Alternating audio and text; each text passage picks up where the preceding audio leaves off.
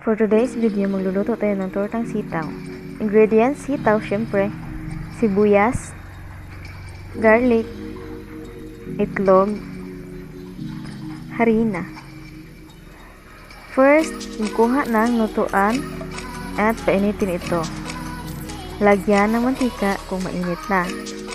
Sunod, ilagay ang sibuyas, ang garlic, and hintayin na mag-brown ito bago ilagay ang sitaw.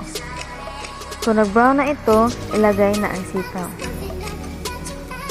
Haluin lang ito para maluto yung iba.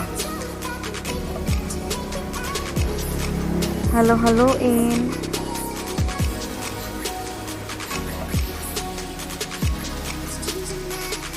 Ang sa akin ay half cook lang ang pagluto ko kasi ipiprito pa naman mamaya.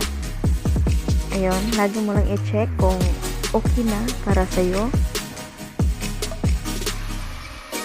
At kung okay na, pwede mo lang hanguin. Hanguin na at ilagay sa lagayan.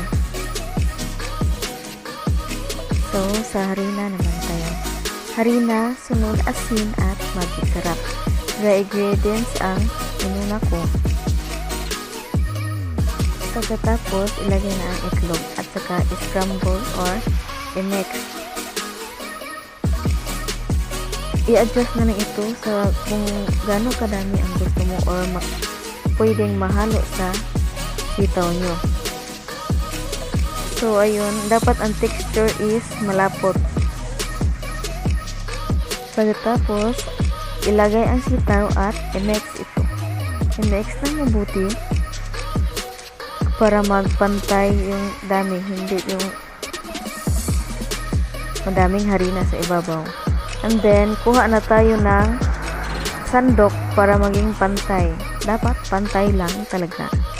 Saka iprito, then tuyuin or kuna ng mantika, and then done. Easy.